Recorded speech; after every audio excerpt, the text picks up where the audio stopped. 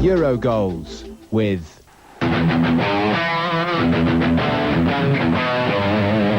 Mallorca welcome the beginning of a new season at a new home. The San Juan Stadium full to capacity for the biggest season in their recent history. And today, a chance to get the season underway in the best possible fashion by inflicting defeat on Real Madrid. New Argentine coach Mario Gomez has a really tough act to follow here. The summer has been punctuated by a series of high-profile departures and low-key arrivals. Along with Hector Cúper went Dani, Marcelino and the keeper Roa. And amongst the new arrivals, striker Quinteros from Argentina Juniors and Zerezuela, who makes it on the bench. Much then rests on the shoulders of the experienced, such as Stankovic, Soler and Laurent.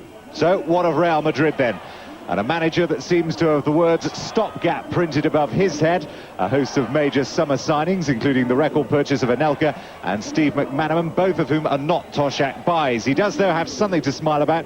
The internal problems now seem resolved with the exit of Suka Mijatovic and Panucci, leaving just the Clarence Seedorf situation unsolved. Anelka then gets his debut today, playing alongside his preferred partner in Morientes. Debut too for Julio Cesar, who arrived in the summer from Valladolid. Steve McManaman makes it to the bench, and there's injuries too to Elvir Baljic, who signed in the summer from Fenerbahce, and Ivan Helguera of Espanyol, who doesn't make it into the side either this afternoon. Early touch for Roberto Carlos, but he's taken really out of the game very quickly, and Quinteros with a chance in the very opening minute to get Mallorca off to a flying start. Anelka's already been much in the press talking about his favoured partners, and he's already created a storm in Barcelona with Rivaldo announcing to the world and anybody who wants to listen that he's a better player than here. This is Salgado. That's a great through ball. Morientes.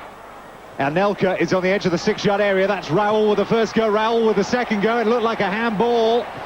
And the referee waves away any protests, and Burgos gets away with it. Well, there's Morientes, and Anelka had his arm raised.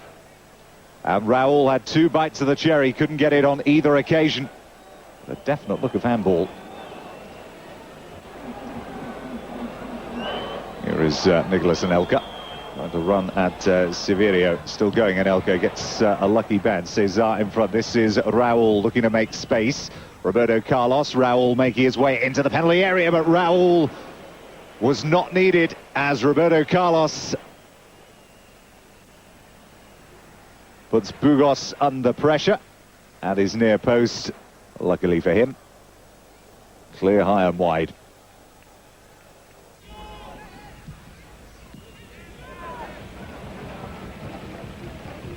Again, breaking play up easily in the middle of the field. This is Ngonga. Totally unchallenged, 20-yard run by Ngonga. Madrid standing off. Quinteros is in the middle and around the side of Ilgner's post. And it was a shot from Carlos and Bodo Ilgner. And he looked to have it covered though.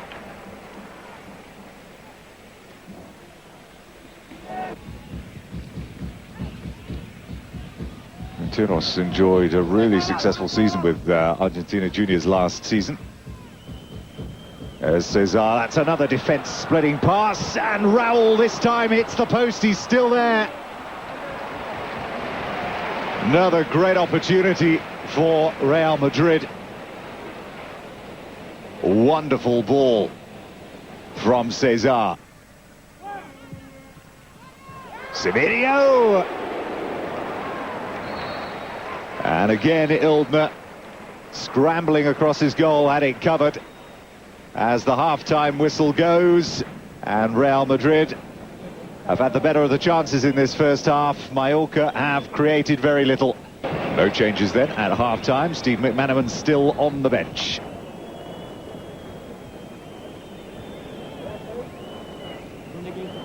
And Clarence Seedorf has gone public before this game about his differences with the manager. It was a controversial decision by Toshak to leave him completely out of contention, even for a squad place here today. There's Raul once again. Anelka through the middle.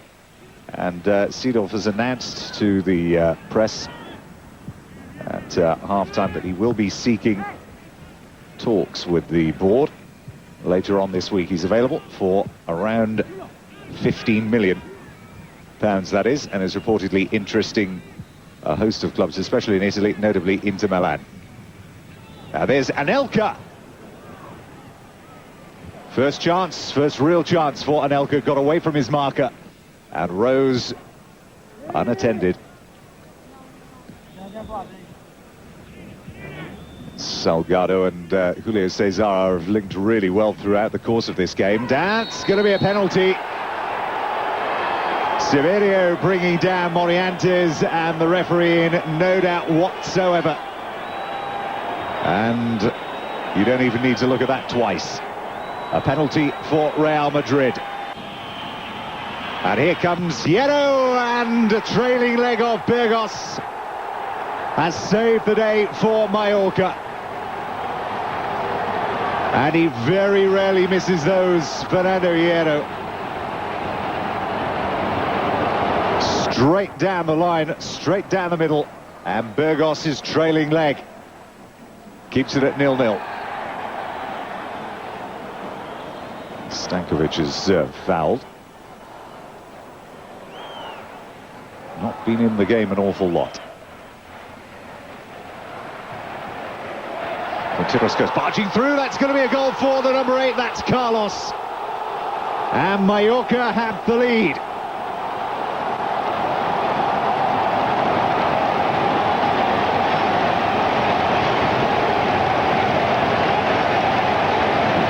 Question marks will be raised about Bodo Illner's performance there from that free kick. Was nowhere near the ball, and Quinteros it was who came barging through that put him off and took the ball almost out of his hands. He was just stood there just waiting for it to drop to safety.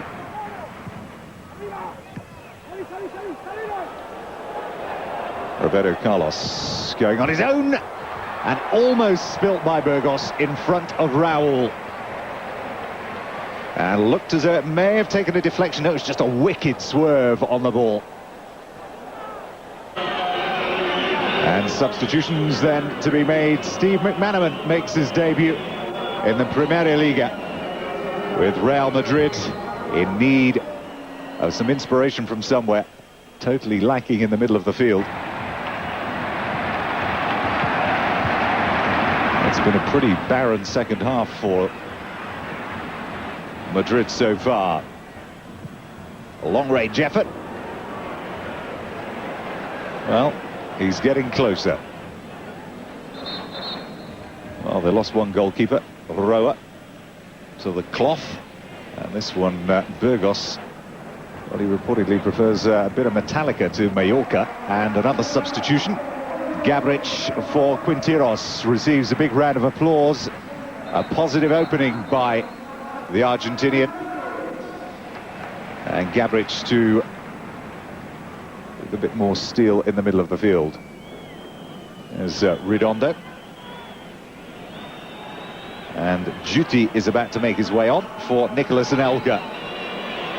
And whistles around the ground as Anelka comes off. And gets prepared to meet the friendly Spanish press afterwards. A big applause as well for Ngonga. And taking his place, one of the hardest men in Spanish football over the past decade, Nadal, the animal or the beast, whatever you prefer to call him. And the third and final substitution, Cerezuela.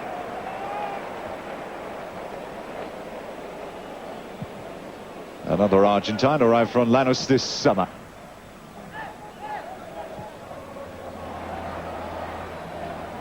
More defending to do here as Illner.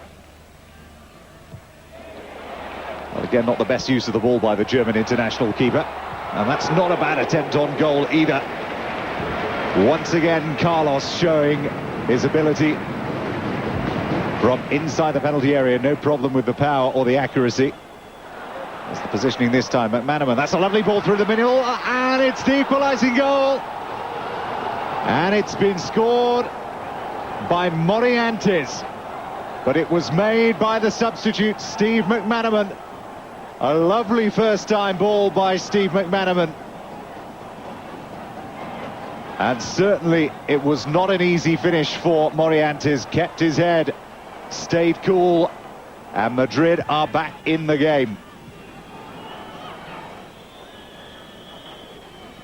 Redondo and Gonga standing marking nobody in particular. And there's Raul. Oh, what a fabulous finish. And it's been something he's threatened to do since the opening minute of the game. Wonderful strike by the top scorer for Real Madrid last season. The first Spaniard to take the Golden Boot last season since way back in 1992. And what a start this season. 2 goals then in virtual injury time. Enough to seal an opening day victory for Real Madrid. And a happy opening day for Steve McManaman as well. Goals with Gillette.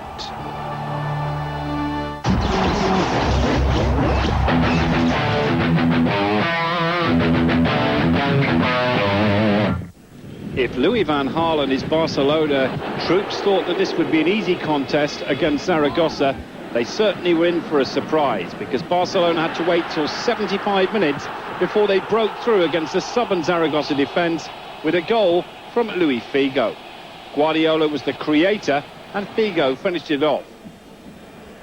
Earlier, Rivaldo had the best chance for the home side in front of 75,000, but the goal seemed to inspire them, and they got a second to claim their first 3 points of the season with a neat finish from Dani at the near post. Barcelona 2, Zaragoza 0. Well, if in the end that match went according to form, it was anything but in some of the other games in Spain, with Racing Santander here in the green taking the lead against Valencia after 20 minutes. You have to question this, but Djukic, it looks like, got the final touch. An own goal, 1-0 to Santander. Then came a dramatic moment where Mendieta had the opportunity from the penalty spot. The alleged foul from Azania on Juan Sanchez. Mendieta struck his penalty wide, and you sensed that this wasn't going to be Valencia's night. A bitterly disappointing first 45 minutes for the home crowd, who expected so much. And then we had the drama of the second half. Another opportunity, this time it's another penalty, with Salvar given the opportunity after Munitis got in the box and found by Albaleda. Could Racing Santander go 2 up? They certainly could. A cool finish by Salva, 65 minutes gone, and Hector Cooper couldn't have believed what he was watching. Valencia 0, Santander 2. Well, then came the opportunity for Mendieta to at least get his name on the score sheet. This was another controversial moment. Ilya going into the area with Mendieta, and Salva committing the foul on Mendieta. And so for the second time, Mendieta with a penalty. This time he scored. It was too little, too late, and worse for Valencia. Carboni sent off with 5 minutes to go.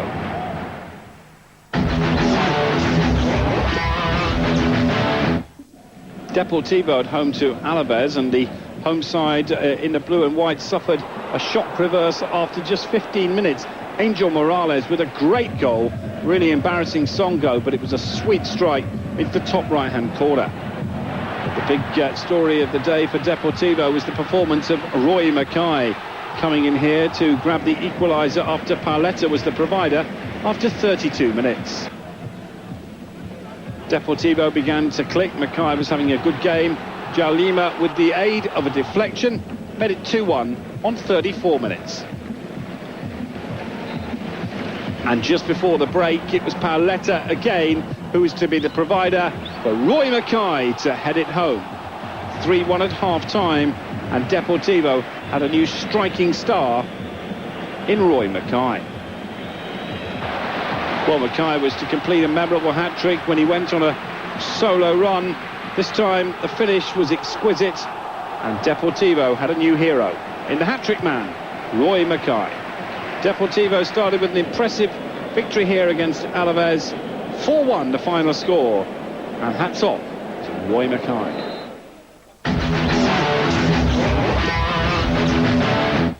A couple of years ago, Oviedo winning by 1-0 would inevitably a goal for Oli. He's gone to Betis, but Oviedo were 1 goal too good for Celta Vigo, one of the big successes of last year, and it was the man who came from Auxerre, Frederic Danjou, who got the only goal of the game. A really good competitive contest, this one, and a fine 3 points for Oviedo.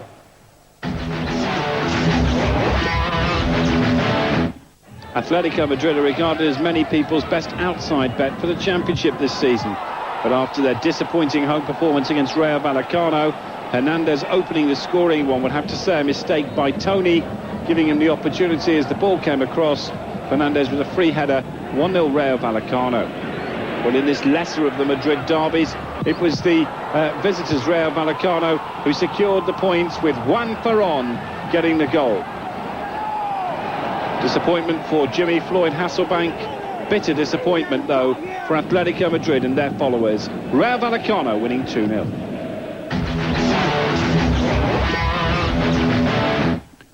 With Luis Fernandez still banned and having to watch this match from the stands, this was a disappointing game between Bilbao and Betis. The closest we came to a goal in the first half, this shot from Uzayes after a short free kick from Julian Guerrero. The only goal of the game, though, was to come 2 minutes after the break. It was well executed this time, with Exteperia making no mistake. After the pass across the face of the goal left it open for him to finish things off. Betis were to suffer further disappointment right at the end of the match when their captain Alexis was sent off for a second yellow card. Certainly he can feel harshly treated. All he was sent off for was for the opposing wall not retreating 10 yards. Bilbao, though, started with 3 points. They look set to have a reasonable season.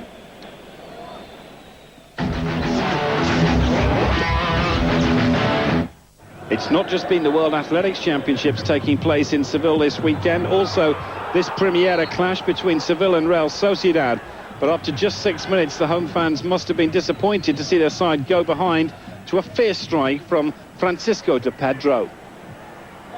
Promoted Seville, though, were determined to get back into the contest, and they had a great opportunity and did in fact equalise after 18 minutes.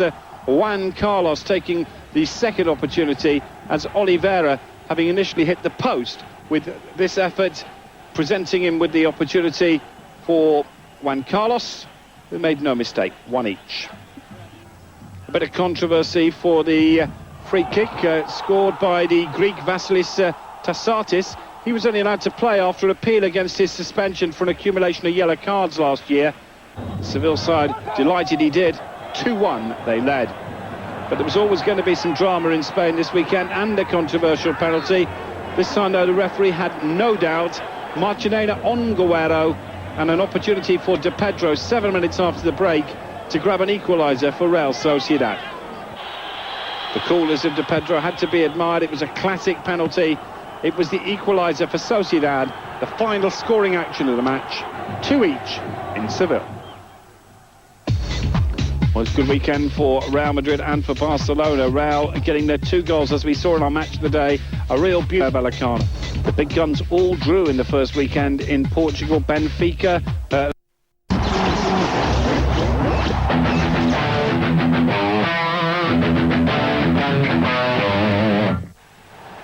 3 wins from 3 prior to today for a rejuvenated PSG. Giroud's team, after a poor start, are showing steady improvement. So too is this man here, Stefan Guirash, signed, so they said he used to be a failure. Not anymore.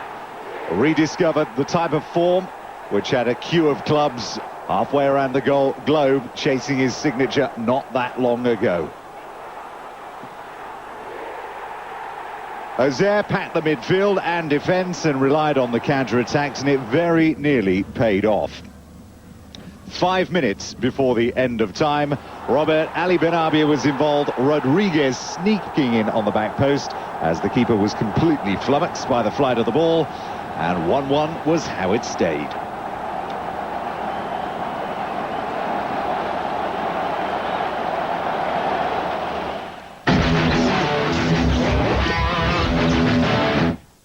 Paul Le Guen is quietly moulding an effective side. Bordeaux have spent big and performances have been to match so far. They started off well here today as well. After just 8 minutes, Viltort's cross and Lasland adding to the goal that he scored in the middle of the week for the national side, getting Bordeaux in front.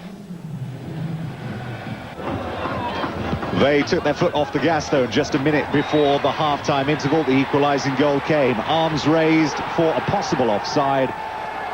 But Diouf dribbling around Arame in the goal and equalising.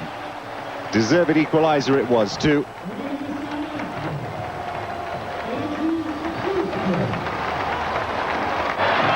Bordeaux were complaining that they had 5 out on international duty, and that's what cost them.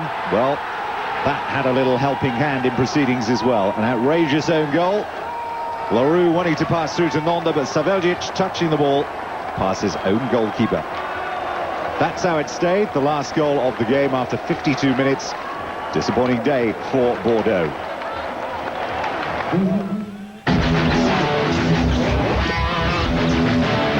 And the weekend's most exciting match, played between two sides full of attacking intent. In the end, Monaco's pedigree in front of goal, edging them home, but only just.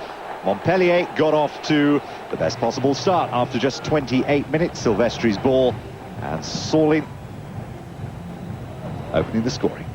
Half-time, that was the score, as Platini enjoyed a glass or two during the interval. Everybody trying to hold the line, got completely caught out by the pace of the run by Gallardo, and he found Trezeguet, and that was the equaliser 6 minutes into the second half.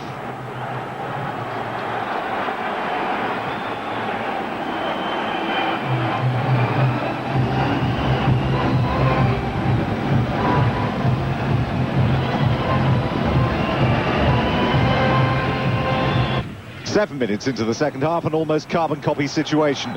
The line stops dead, the run's made once again, this time Gallardo getting it across, and once again, as he has been so many times, Simone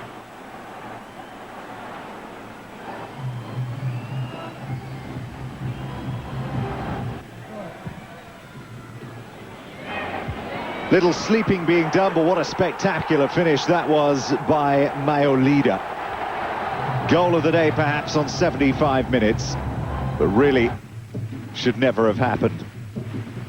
8 minutes from the end of time, another fine goal. Lamucci, Giuli, and Lamucci, and look at that for a finish from Simone. Showing real class and control, the Italian, and getting the winner. 3-2 then, the final score.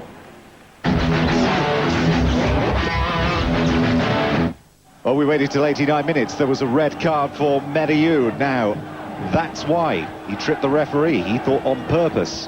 Lyon has spent 40 million in the summer on a host of big-name signings, and Lecombe's team are still some way short of a functioning unit. Injury time. Cavaglia's goal was enough to give them the points on the day. For Metz, not the ideal preparation for the Intertoto match with West Ham tomorrow. And Merieux, he's in disgrace.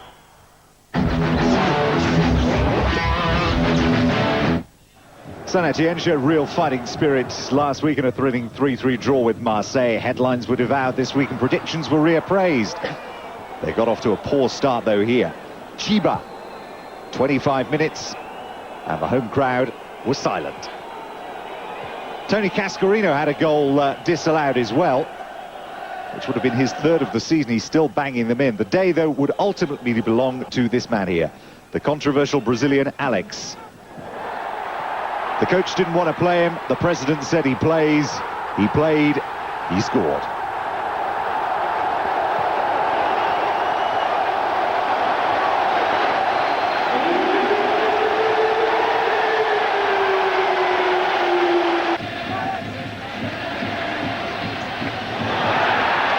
Alex involved once again, and again, the end result was a goal. Aloisio, who arrived with Alex from the same Brazilian team in the summer, and they carve out another victory.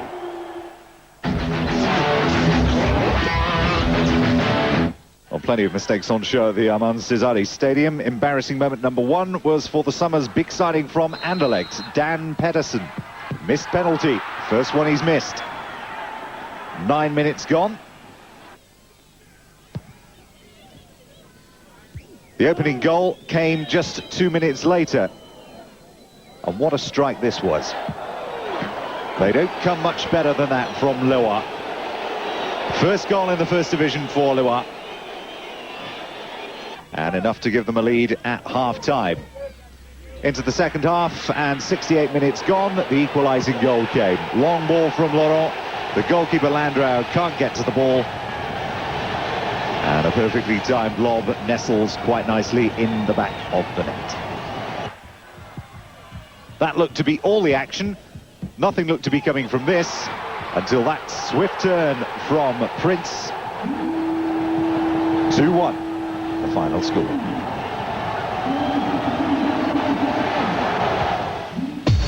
And so there's the results of the other games.